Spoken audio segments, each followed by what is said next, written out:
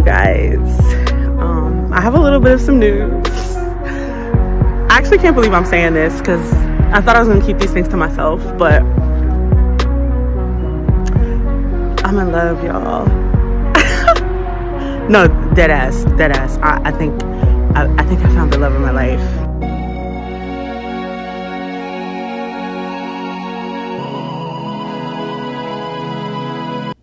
What's up? My name is Leasha, and today I'm going to tell you how I manifested my Jeep.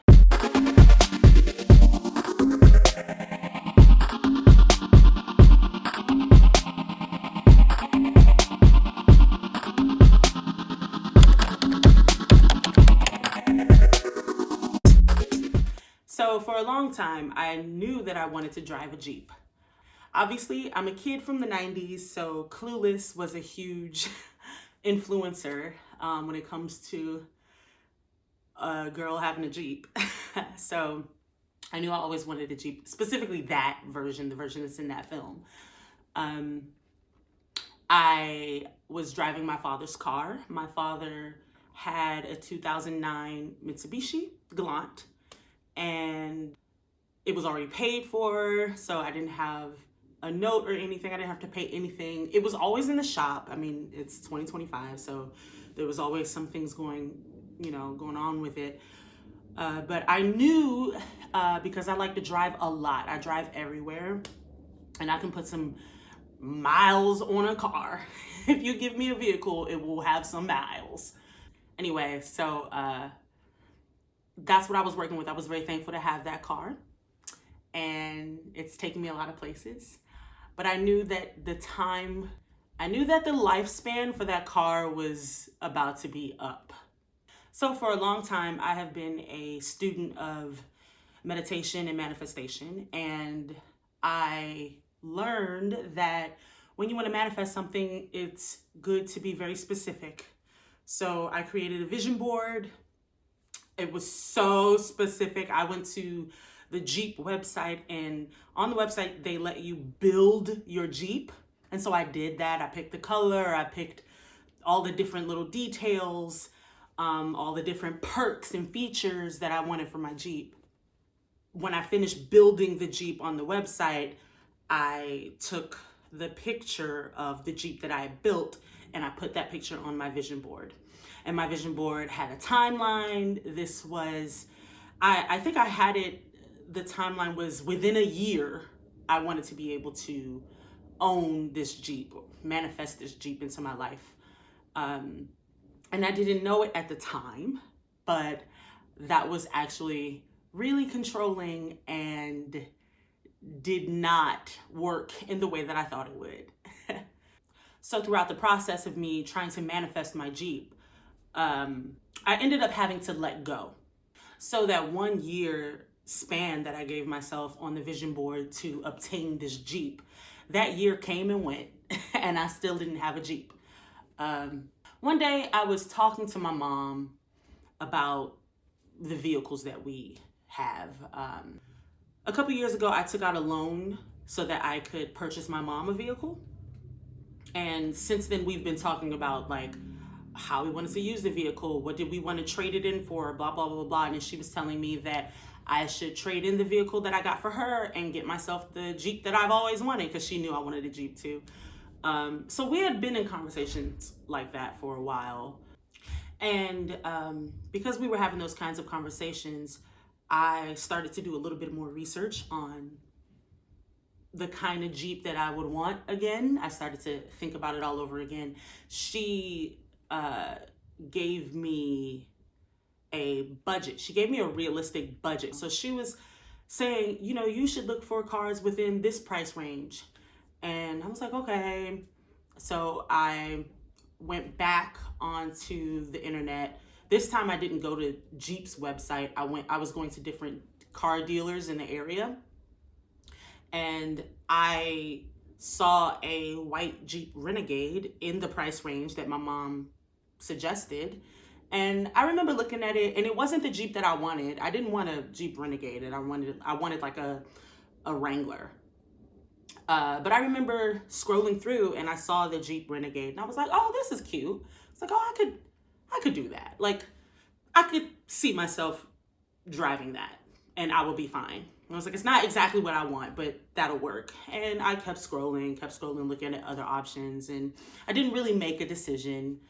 I kind of just left the research there, didn't even think about it. My mom and I didn't really talk about it again. And months later, I was driving my Mitsubishi from New Jersey to Maryland. And I was doing that drive because I knew the car was on its last leg and I wanted it to be back in Maryland with my parents so that my dad could take care of it and do whatever he needed to do with it, get it fixed. But about an hour into my drive, I'm on the New Jersey Turnpike and my car just broke down on the highway. I didn't even take no video, but my car stopped working on the side of the road. Look, I'm on New Jersey Turnpike and now AAA, I'm in a tow truck. They came in to pick me up, so hopefully this leads to a new car.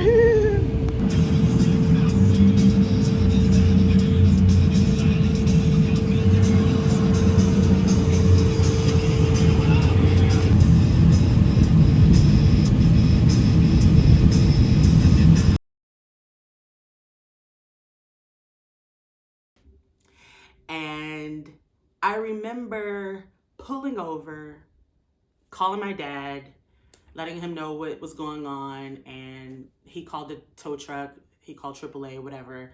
So while I'm waiting for the tow truck to show up, I wasn't upset, I wasn't scared. I didn't really feel anything, to be honest. I was just kind of like in this neutral peace, I guess. And I was like, well, this is how I'm going to get my new car. And I sat on the side of the highway and I meditated. When I said that I knew this is how I was going to get my new car, it wasn't like I didn't say, I know this is how I'm going to get my new Jeep. I didn't say that because at that point I needed anything. I just needed a car.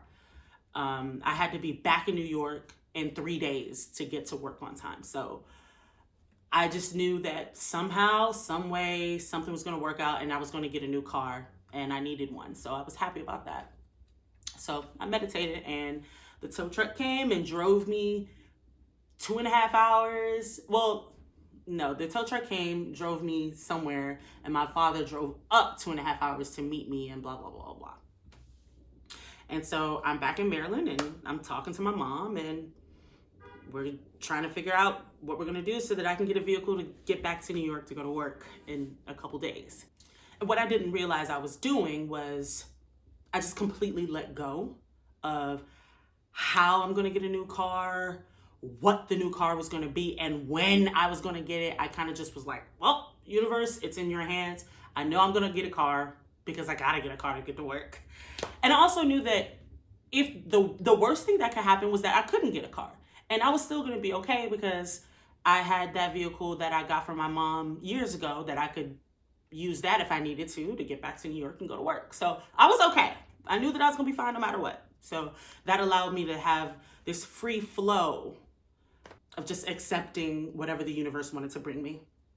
Yeah, and I didn't realize it, but I was letting go of control and going with the flow, which is an affirmation that I created for myself a long time ago. Let go of control, go with the flow. I release control and go with the flow. So I was doing that like unintentionally, like without even having to tell myself that that's what I needed to do. That's essentially what I was doing. So we go to CarMax, me and my mom. And my mom and I had made a decision since years ago I took out a loan for her to have a car to drive. She would do the same for me. And we were just paying each other's car notes. So we went to CarMax and I remember we were sitting down at the desk and the guy was on the other side and he was asking us, what do we want? And I was just kind of like, I'm open. You know, I just need something that'll drive good, something in the price range that my mom is saying, and something's gonna work and get me to work. So he was like, okay. He was like, okay, but what do you want? And I was like, well, I really want a Jeep, but you know, I'm open I remember saying that, but I'm open. I'm not pressed about trying to get a Jeep. But yeah, I really do want a Jeep. So he was like, okay, let's look up Jeeps.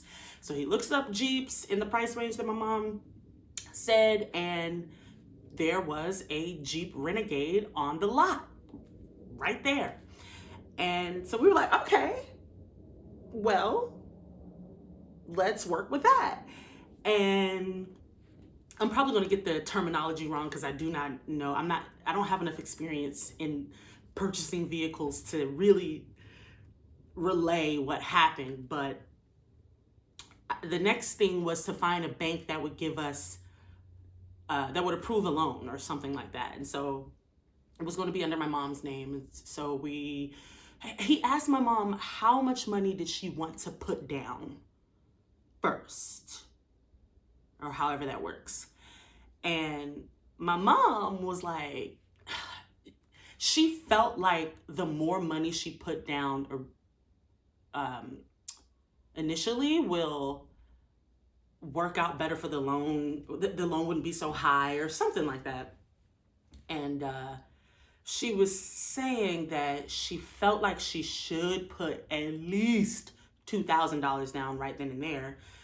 And he was like, well, what do you want? How much money do you want to put down? And so my mom was like, well, I want to put down $1,000. And he said, okay, $1,000. Let's see if there are any banks out there that will approve a loan for you if you just put down $1,000. And so we were like, okay. So he's doing his little thing, and lo and behold, there were 3 different banks that approved her for just the initial $1,000. And so we were like, okay. And so we test drove the vehicle. We loved it. And after we test drove, my mom was like, okay, well, she didn't want me to just show up at the car dealership and pick one car and just go with it. She wanted me to have options. So we started looking at other vehicles that were also probably going to be approved or whatever the thing was. And I remember we looked at 2 other cars, and he pulled one of the cars around so that we could test drive it. And I just remember looking at it, and my mom and I looked at each other, and I was like, nah, this ain't it. I was like, I want that Jeep. And she said, okay. So we ended up getting the Jeep. It all worked out. And I was able to drive the Jeep off the lot. And I had my Jeep. I was completely thankful. I was just so grateful. I had so much gratitude for being able to get, not only just to get a vehicle, but to get the vehicle that I wanted, and be able to get to work on time. And I made it to work on time. So I didn't realize until days later that I was like, oh my God, I remember scrolling through cars on the internet and seeing a white Jeep Renegade and being like, I could do that. I could work with that. And like not having any attachments to it, not having any conditions that I want. I wanted it by this time. I wanted it to have these certain features. It was literally just, I made a choice. I say yeah, and I moved on with my life. I totally forgot about it. And that taught me right then and there that when you're manifesting, you make a choice and then you let it go. Don't smother it. Don't create energy of resistance by trying to control how, when, and what. All of that is actually not our job. That is the job of the universe, the job of the divine, to work out ways for what we are attracting to actually get to us. All we have to do is just say, oop, that's what I want, and then let it go. Let it flow to you. And when you release control and you go with the flow, you will be able to attract so many things to you. Honestly, I'm in a brand new apartment, and I was able to manifest this apartment the exact same way, by letting go of control. And I'll make another video on it, specifically what those steps were for me to land this apartment. I'll have another video for that. But that's how it goes, you guys. It's not difficult. The hardest part would probably be, for me, it was letting go of control. But I was just thankful I was able to do that without knowing that I was doing it, and now I know how to do it. So in summary, when manifesting, make a choice, make a believable choice, because you might choose to have a penthouse in New York City. I know that's something that I was choosing at one point in my life. You could choose to have a penthouse for a $30 million penthouse, but depending on your lifestyle and where you are vibrationally in life already, that might not be believable to your body. So it's important that when you are manifesting, to make a choice that your body actually does believe. Because let's say I'm trying to manifest a penthouse and it's $30 million. I don't even know how to get to $1 million. Like, trying to reach $1 million right now in my life, where I am vibrating at in my life right now, that is already difficult to believe in. No matter how much my mind might say, oh, I know I could do it, I can do it, I just gotta hustle. My body might be used to vibrating at a certain level and vibrating and only attracting a certain amount of money in my life. And so if my heart doesn't believe that it's something that I can do, it's not going to work. So make a choice that you can fully believe is attainable. And that's what we were doing when my mom was like, this price range. I already knew, because my mom said it, that is a price range that we can work with. So my body believed it without me having to keep believe it. You can do it. It was just something that I could naturally believe in. So make a choice, make a believable choice, let go of the circumstances, let go of the conditions, let go of the how, where, when, why, all of that, the timing and all of that. Let go and release that kind of control. You don't need to know how it's going to come. It's probably better that you don't know. So that you can't get in the way. You don't want to get in your own way. And trust that if it's for you, it will come. Fully trust, and then let it flow. So make a believable choice, let go, trust, and let it flow. This is how I was able to manifest my Jeep Renegade. So thank you so much for watching. I hope I was able to help you out a little bit. If you have any questions, put it in the comments. I would definitely respond or make another video if I have to. And I really appreciate you stopping by.